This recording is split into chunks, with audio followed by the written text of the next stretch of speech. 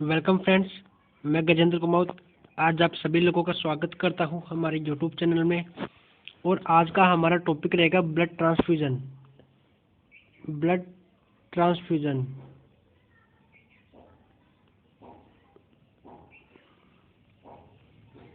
Okay friends, तो सबसे पहले ब्लड ट्रांसफ्यूजन में हम इसकी डेफिनेशन की बात करते हैं।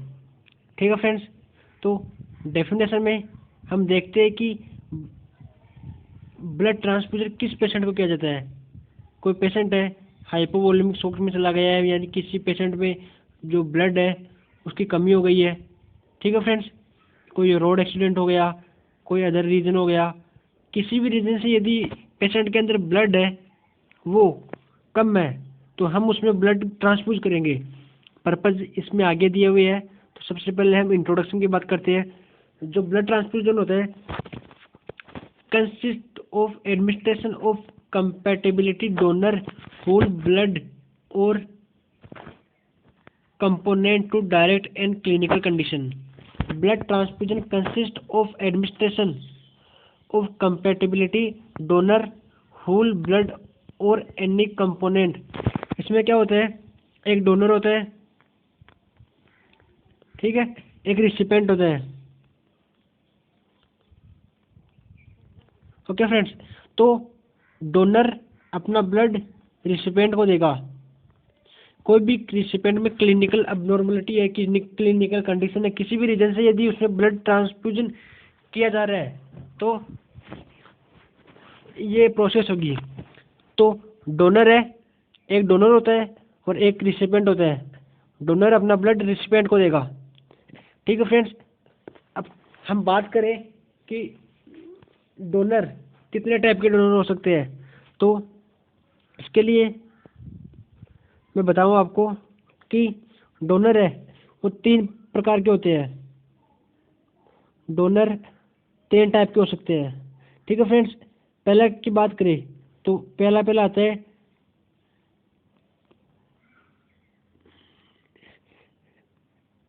Designated donor. Okay, designated donor क्या होता है? वो डोनर होते हैं जो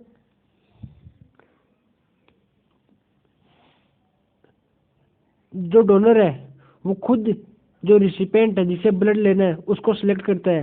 जैसे ये एक व्यक्ति हो गया, ठीक है, ये हो गया, ये डोनर है और ये रिसिपेंट है। ये खुद डोनर इसे सिलेक्ट करता है, इस रिसिपेंट को सिलेक्ट करता है कि इसको ब्लड इस बंदे से चाहिए। ठीक है फ्रेंड्स, तो ये होता है डेजिनेटेड डोनर। ओके, अब हम बात करें सेकंड टाइप के डोनर की, वो होता है autologous donor. Autologous donor. Okay, autologous donor वो होते हैं जो क्या करते हैं, ऑटो मतलब सेल्फ, ठीक है, जो खुद का ब्लड डोनेट करते हैं, फिर इन फ्यूचर वो सर्जरी करवाते हैं तो वही ब्लड काम में लेते हैं, यानी सेल्फ ब्लड काम में लेते हैं। पेशेंट पहले 2-3 महीने पहले डोनेट कर देता है, फिर वो ब्लड है वो बाद में काम लेता है जब उसकी सर्जरी वगैरह होती है। सर्जरी का टाइम होता है, सर्जरी में क्या होता है, ये लॉस होता है ब्लड का, वो ब्लड का लॉस हो रहा है तो पेशेंट को ब्लड चढ़ाना पड़ेगा। तो ऑटोलोगस डोनर क्या होते हैं, ये सर्जरी से पहले ही ब्लड डोनेट कर देते हैं। पहले डोनेट कर देंगे ब्लड और बाद में जब सर्जरी होगी तब इनका खुद का ब्लड है वो यूज में आ जाएगा। ठीक है फ्रेंड्स, तीसरे टाइप के डोनर होते हैं उनकी बात करते हैं अब हम। उनको बोलते हैं salvage donor. Salvage donor. Salvage donor वो होते हैं जो जिस टाइम पे पेशेंट की सर्जरी हो रही है, सर्जरी के टाइम पे ब्लड है, ब्लड का लॉस होता है, वो ब्लड का लॉस हो रहा है तो डॉक्टर क्या करेगा, जो भी स्टाफ है उस ब्लड को सक्शन कर लेगा और सक्शन करके वही ब्लड पेशेंट के अंदर डाल देगा, वही ब्लड पेशेंट के अंदर डाल देगा। ठीक है, तो ऐसे होते हैं साल्वेज डोनर। ओके फ्रेंड्स, तो ये मैंने आपको 3 प्रकार के डोनर बता दिए। अब हम बात करें कि डोनर है उसके करेक्टरिस्टिक क्या होने चाहिए। तो डोनर की एज है, सबसे पहले एज है वो 18 से ऊपर होनी चाहिए। डोनर की एज 18 से ऊपर और 65 से नीचे।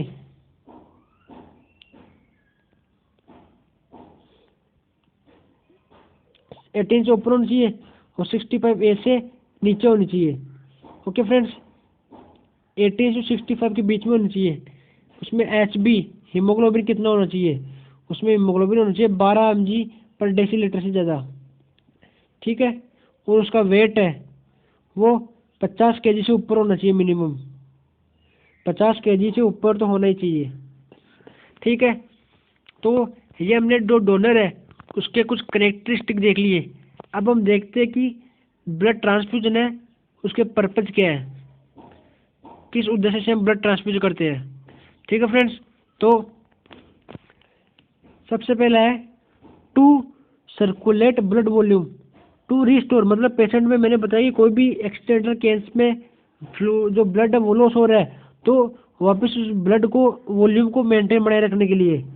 ठीक है, दूसरा है to correct platelets and coagulation factor deficiency, यदि किसी पेशेंट में प्लेटलेट्स की डेफिशिएंसी हो गई है, अभी उसमें ब्लड कोगुलेशन नहीं बन रहा है, जैसे एक्सीडेंट हो गया और एक्सीडेंट होने के बाद ब्लड का कोगुलेशन है वो नहीं बन रहा है, तो उस पेशेंट में प्लेटलेट्स है वो ट्रांसफर करेंगे। अभी हम आगे थोड़ी देर बाद हम बताएंगे आपको कि ब्लड सेल्स है कितने टाइप की होती है। तो ब्लड में प्लेटलेट्स होता है, तो प्लेटलेट्स यदि किसी पेशेंट को ट्रांसफर करना है तो उसके लिए प्लेटलेट्स की कमी से हीमोफीलिया होता है, हीमोफीलिया। अब हम बात करें थोड़ी अच्छे से प्लेटलेट्स के बारे में, तो देखिए आप हीमो कोगुलेशन फैक्टर 8, 9, 10, 11, 12। यदि कोगुलेशन फैक्टर 8 की कमी से होता है हीमोफीलिया ए, कौन सा, हीमोफीलिया ए। 9 की कमी से हीमोफीलिया बी, हीमोफीलिया सी, और 12 की कमी से हीमोफीलिया डी या हीमोफीलिया सी होगा, ये हीमोफीलिया सी, इसको उठा दो आप। तो 8 की कमी से हीमोफीलिया ए, 9 की कमी से हीमोफीलिया बी, 11 की कमी से हीमोफीलिया सी और 12 की कमी से हीमोफीलिया डी होता है। ओके फ्रेंड्स, तो ये हमने देखा कि इनमें प्लेटलेट्स की कमी होगी, प्लेटलेट्स की कमी होने के कारण ब्लड का कोगुलेशन नहीं हो पाएगा, और कोगुलेशन नहीं होने के कारण ब्लड है उसमें कोई भी चोट वगैरह इंजरी होने पर ब्लीडिंग होती रहेगी। अब हमें आर्टिकल्स चाहिए। ठीक है, आर्टिकल्स की बात करें कि क्या क्या आर्टिकल्स हमें चाहिए, तो अब देखिए आप, सबसे पहले है बीटी ट्रांसफ्यूजन सेट। तो सबसे पहले बात करें तो ब्लड ट्रांसफ्यूज कर रहे हैं तो बीटी ट्रांसफ्यूज का हमारे पास सेट होना चाहिए। नॉर्मल सलाइन, हमारे पास नॉर्मल सलाइन NS है वो होना चाहिए। यदि बात करें, यहाँ से क्वेश्चन बनता है, इंपॉर्टेंट है, ब्लड ट्रांसफ्यूजन में ओनली एक ही प्रकार का ये फ्लूइड काम में ले जाता है, वो होता है normal saline. Okay friends, third की बात करें तो ब्लड कंपोनेंट स्टेराइल इन एप्रोप्रिएट कंटेनर। कैनुला 8 नंबर का, 18 नंबर का कैनुला मेनली यूज में लिया जाता है। 18 नंबर का कैनुला कौन सा होता है, पिंक कलर का कैनुला, तो पिंक कलर का कैनुला है वो यूज में लिया जाता है। ओके, सॉरी, 18 नंबर का कैनुला होता है वो होता है ग्रीन कलर का कैनुला।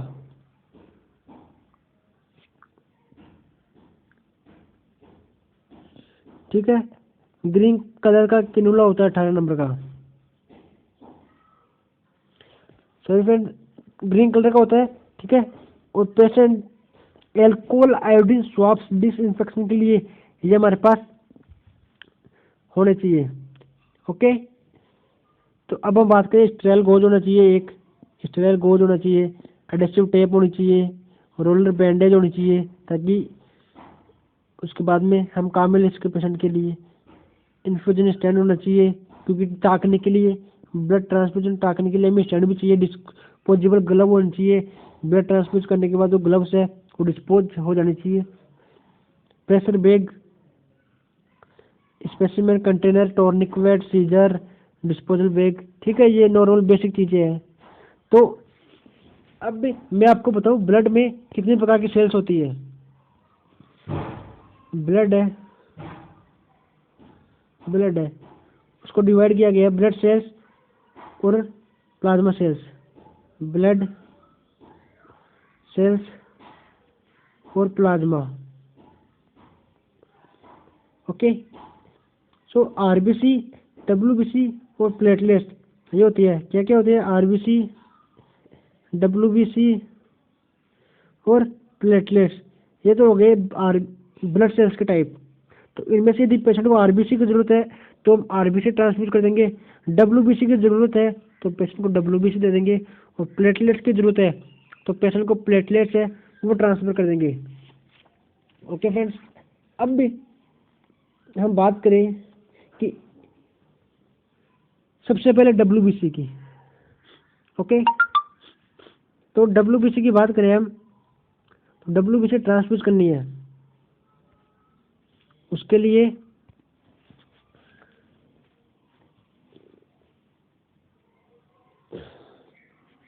सबसे पहले हम बात करेंगे आरबीसी की, कि आरबीसी ट्रांसफ्यूज करनी है तो कैसे करेंगे पेशेंट को आरबीसी ट्रांसफ्यूज।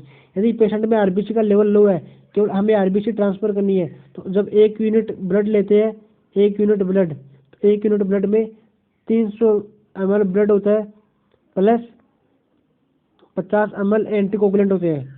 ओके, अब इसमें एंटीकोगुलेंट कौन कौन से होते हैं? फॉस्फेट हो सकता है, सीट्रेट हो सकता है, citrate, phosphate, dextrose, anticoagulant, citrate, dextrose, heparin हो सकता है। ओके फ्रेंड्स, तो ये एंटीकोगुलेंट है, वो हो सकते हैं कुछ भी। अब आरबीसी का इन्फ्यूजन टाइम कितना होना चाहिए? इन्फ्यूजन टाइम, इन्फ्यूजन टाइम की बात करें हम, इन्फ्यूजन टाइम होना चाहिए 2 से 4 आवर। 2 से 4 घंटे के अंदर हमें आरबीसी को ट्रांसफ्यूज करना है। और यदि आरबीसी 2 घंटे से ज़्यादा ट्रांसफ्यूज ले रही है, टाइम ले रही है, सॉरी 2 घंटे से टाइम है वो कम ले रही है, यदि हमने आरबीसी को बहुत जल्दी ट्रांसफ्यूज कर दिया तो सर्कुलेटरी ओवरलोड, सर्कुलेटरी ओवरलोड की कंडीशन बन जाएगी, सर्कुलेटरी ओवरलोड हो जाएगा। ओके फ्रेंड्स, और यदि आरबीसी है उसको हम ज़्यादा टाइम दे रहे हैं, ओके, ज़्यादा टाइम दे रहे हैं तो क्या होगा? 4 आवर से ज़्यादा टाइम लग रहा है तो सेप्टिसीमिया, सेप्टिसीमिया, सेप्टिसीमिया इन्फेक्शन हो सकता है ब्लड के अंदर, इन्फेक्शन ये हो सकता है। तो हमें आरबीसी को 2 से 4 आवर के अंदर ही ट्रांसफ्यूज करना है। ठीक है, और यदि इतना टाइम लग जाए ब्लड ट्रांसफ्यूज को तो उस ब्लड को हमें डिस्कार्ड कर देना है। क्या करना है? डिस्कार्ड। ओके, तो ये हमने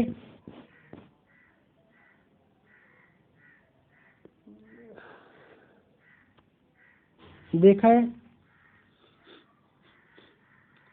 ठीक है फ्रेंड्स, और यदि हम बात करें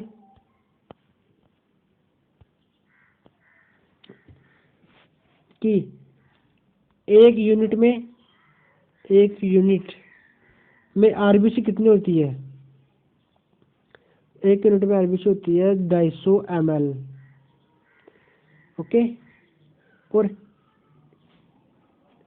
250 ml आरबीसी है, हम पेशेंट को ट्रांसफर करेंगे। डब्ल्यूबीसी की बात करें तो डब्ल्यूबीसी होती है 50 से 70 ml। Okay friends, sorry platelets होती है 50 से 70 ml, प्लेटलेट्स होती है। ठीक है, ये प्लेटलेट्स होती है। और प्लेटलेट्स यदि ट्रांसफ्यूज करना है पेशेंट को यदि प्लेटलेट्स ट्रांसफ्यूज करना है तो 2 टाइप के डोनर होते हैं। डोनर 2 टाइप के होते हैं। पहला होता है जिसकी प्लेटलेट्स है वो सेम ब्लड ग्रुप वाले से होती है, सेम ब्लड ग्रुप। और एक होता है डिफरेंट ब्लड ग्रुप, इसको बोलते हैं सेम डोनर प्लेटलेट्स, इसको बोलते हैं रैंडम डोनर प्लेटलेट्स। ओके, तो जब सेम डोनर प्लेटलेट्स जो प्लेटलेट्स है वो ट्रांसफर होती है। तो 40,000 से 50,000, 40,000 से 50,000 तक पेशेंट की प्लेटलेट्स है वो बढ़ सकती है। बट यदि रेंडमली ऐसा हो, रेंडमली कोई डोनर है उससे हम ले रहे हैं, तो पेशेंट के प्लेटलेट्स है वो 8,000 से 10,000 इंक्रीज होती है, ये कम होती है। ओके, अब हम बात करें कि यदि स्टोरेज कितने पे रखेंगे इनको, तो इनको स्टोरेज रखेंगे 2 से 8 डिग्री सेंटीग्रेड टेम्परेचर पर। और एग्जैक्ट टेम्परेचर की बात करें तो 4 डिग्री सेंटीग्रेड टेम्परेचर पर। ओके फ्रेंड्स, तो ये हमने देखा है। अब हम बात कर लेते हैं प्रोसेस की। तो चेक फिजिशियन का ऑर्डर चेक करना है, उसके बाद में हमें पेशेंट को है ब्लड ट्रांसफ्यूज करना है। तो सबसे पहले फिजिशियन का ऑर्डर चाहिए, पेशेंट की कंडीशन कैसी है, हिस्ट्री ऑफ ट्रांसफ्यूजन, यदि पेशेंट ने पहले कोई ब्लड वगैरह चढ़वाया या नहीं चढ़वाया। Okay, infusion reaction, reason for present transfusion, ठीक है। आइडेंटिफाई करेंगे पेशेंट को कि पेशेंट यही है। Check availability of blood with blood bank, तो ये हमारे नॉर्मल नर्सिंग एक्शन है वो हो गए। रेशनल की बात करें कि ऐसा क्यों कर रहे हैं, तो स्पेसिफिक डाटा होना चाहिए हमारे पास पेशेंट का, ताकि हमें एरर ना हो, कोई भी दिक्कत ना हो कि पेशेंट का गलत ब्लड है वो नहीं चढ़ जाए। ओके, तो हम पेशेंट के लिए डाटा वगैरह है अच्छे से तैयार करेंगे, उसके बाद हम पेशेंट को ब्लड देंगे। यदि बात करें हम, तो पेशेंट है जब ब्लड वार्ड में आता है तो 2 नर्सेज के द्वारा ब्लड को चेक किया जाता है। क्या क्या चेक किया जाता है, एक्सपायरी डेट किया जाता है कि एक्सपायरी डेट कितनी है इसकी, नेम चेक किया जाता है, ब्लड ग्रुप वगैरह चेक किया जाता है। ये 3 चीज़ है वो ब्लड बैंक पर चेक की जाती है। ओके, तो ये हो गया। इसके बाद में explain the procedure to the patient need for transfusion, patient को प्रोसीजर एक्सप्लेन कर देंगे ट्रांसफ्यूजन के लिए। Given approximate length of time desired outcome, emphasise need the patient report and usual symptom immediately, patient को बोल देंगे यदि आपके ब्लड ट्रांसफ्यूजन पे कोई भी सिम्टम्स वगैरह अपीयर हो रहे हैं तो आप तुरंत ही हेल्थ केयर प्रोवाइडर को इन्फॉर्म करें, ठीक है। इसके बाद obtain blood from the blood bank in accordance with the transfusion cannot be immediately return product to the blood bank। Blood transfuse ये हमने बताया था कि जब पेशेंट वो स्टोरेज करते हैं ब्लड का स्टोरेज होता है वो 2 से 8 डिग्री सेंटीग्रेड पे होता है। एग्जैक्ट की बात करें हम तो 4 डिग्री सेंटीग्रेड पे। और पे ये ब्लड है ये वार्ड का जो रेफ्रिजरेटर है वहाँ पे स्टोर नहीं किया जाता है, ठीक है। ओके फ्रेंड्स, तो ये हमने देखा है। यहाँ पे क्या लिखा हुआ है, 10 सेंटीग्रेड से ऊपर नहीं रखना चाहिए उसको ब्लड को। Never store blood in authorised area like ward के रेफ्रिजरेटर, वहाँ पे ब्लड को नहीं रखना चाहिए। और टेम्परेचर है वो 4 डिग्री सेंटीग्रेड होना चाहिए।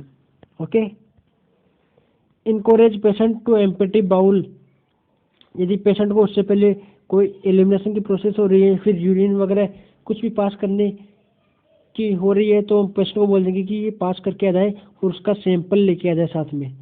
प्राइवेसी देंगे पेशेंट को और उसके हैंड वगैरह वो वॉश करवाएंगे बाद में। ओके, ये हम क्यों कर रहे हैं, यूरिन स्पेसिमेन क्यों ले रहे हैं, इंश्योर करेंगे patient comfort from the patient urine specimen collected before the transfusion will serve as baseline data to identify transfusion reaction if it occurs। Okay,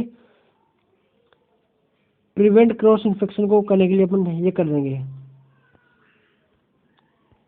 तो हमने इतना तो देख लिया आज। अब हम बात करें ब्लड ट्रांसफ्यूजन बे की, तो वो हम करेंगे नेक्स्ट लेक्चर में। नेक्स्ट लेक्चर में देखेंगे कि कैसे ब्लड ट्रांसफ्यूज बैग होता है और बैग में क्या क्या एक्सपायर डेट के कोड कहाँ पे होते हैं, जब ब्लड दिया जाता है पेशेंट को उसकी डाटा कहाँ पे होती है, वो सारा हम अगले वीडियो में देखेंगे। यदि आपको ये वीडियो अच्छा लगता है तो आप कमेंट सेक्शन में रिप्लाई करें, वीडियो को लाइक करें, कमेंट करें और शेयर करें। ओके फ्रेंड्स, और हमारे चैनल को सब्सक्राइब करें। यदि हम आपको हमारे चैनल पे जाना है तो यूट्यूब पे गजेंद्र कुमावत लिख दीजिए। ओके, गजेंद्र कुमावत लिखने से पूरे वीडियो आ जाएंगे। Okay friends, best of the luck.